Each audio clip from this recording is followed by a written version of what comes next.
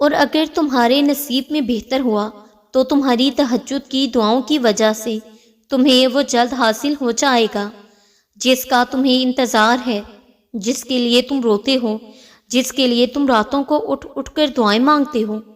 تہجد اتنی قیمتی ہے، اگر اللہ ہمیں نہ دیتا تو ہم کبھی سمجھ ہی نہیں پاتے کہ اللہ کی محبت کس کو کہتے ہیں۔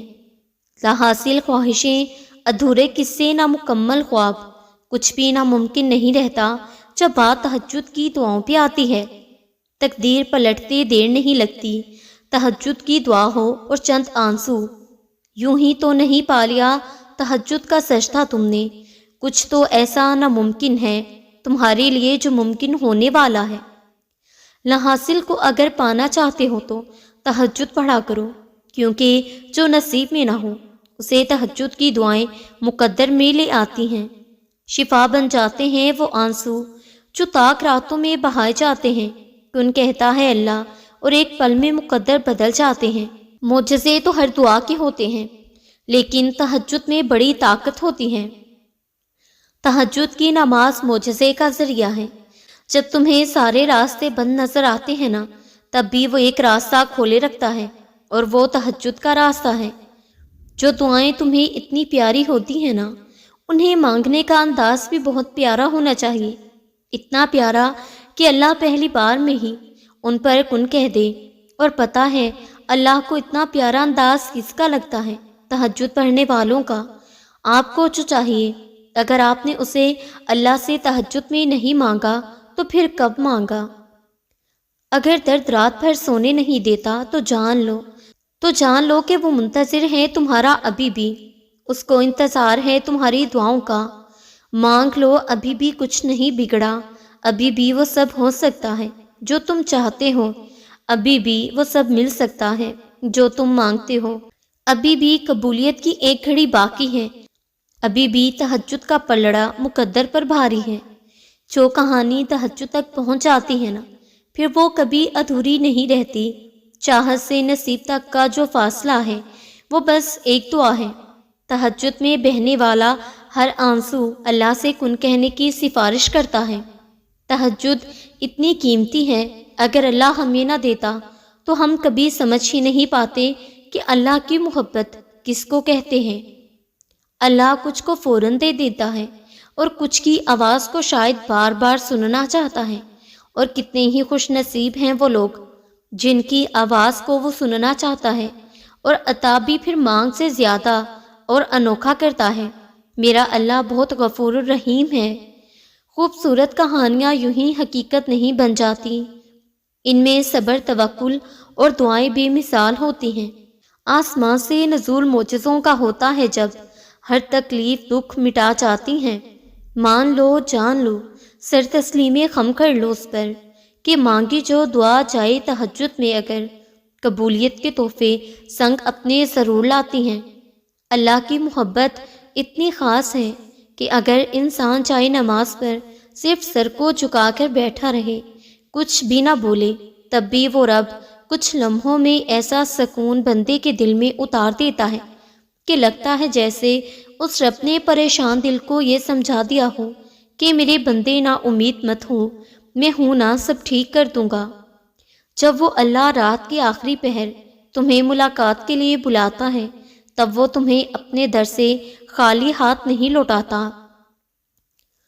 تہجد عشق ہے، تہجد سکون ہے، تہجد قبولیت کی راہ ہے، تہجد معجزوں کی راہ ہے، تہجد تو رب سے عشق کا ثبوت ہے۔ تہجد ایک ایسا عمل ہوتا ہے جس میں بندہ اللہ سے اپنی ہر جائز بات منوا لیتا ہے۔ جب انسان خود کو گوا کر اللہ پاک کو ڈھونڈنے نکلتا ہے، یہ وہ مرحلہ ہوتا ہے جہاں محبتوں کی طلب نہیں رہتی، بس محبت بنانے والے کی جستجو لگ جاتی ہے۔ بات یہ ہے کہ محبت تو سب کو مل جاتی ہے، مگر تڑپ کسی کسی کو نصیب ہوتی ہے، اور جس کو یہ تڑپ نصیب ہو جاتی ہے نا، اس کا نصیب اللہ بن جاتا ہے۔ بس پھر معاملہ ان کی حدود سے بھی آگے نکل آتا ہے، اور جو نہیں ہونا ہوتا وہ بھی ہو جاتا ہے۔ جو کہانی تہجد تک پہنچ جاتی ہے نا، پھر وہ کبھی ادھوری نہیں رہتی، چاہت سے نصیب تک کا جو فاصلہ ہے وہ بس ایک دعا ہے۔ تہجد میں بہنے والا ہر آنسو اللہ سے کن کہنے کی سفارش کرتا ہے، اور اللہ جانتا ہے آپ کو اپنے سوالوں کے جواب چاہیے۔ اللہ جانتا ہے کہ آپ اس کے معجزوں کا انتظار کر رہے ہیں۔ اللہ ان تمام تر آنسوؤں سے واقف ہے جو آپ نے بہائے ہیں۔ اللہ نیند سے خالی ان تمام راتوں سے باخبر ہے۔ اللہ قادر ہے کہ ٹھیک وقت آنے پر ہر چیز آپ اپنی جگہ پر پائیں گے۔ آپ کو تمام سوالات کے جواب مل چکے ہوں گے۔ اس کی محبت کا احساس آپ کو مزید ہونے لگے گا کہ وہ رب کامل تب بھی آپ کے اتنا ہی قریب تھا جب آپ بھٹکے ہوئے تھے۔ بس پھر کچھ ہو نہ ہو، دل میں رب کی محبت ہوگی اور آنکھیں نم ہوں گی۔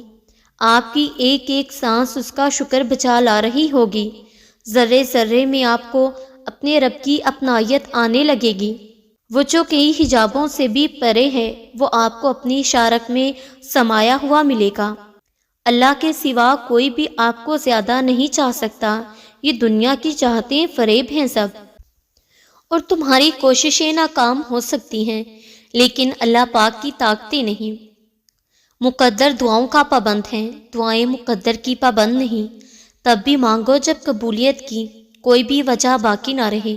صرف اللہ پاک ہی تو ہے جو دکھی دل کی خاموش صدائیں سنتا ہے۔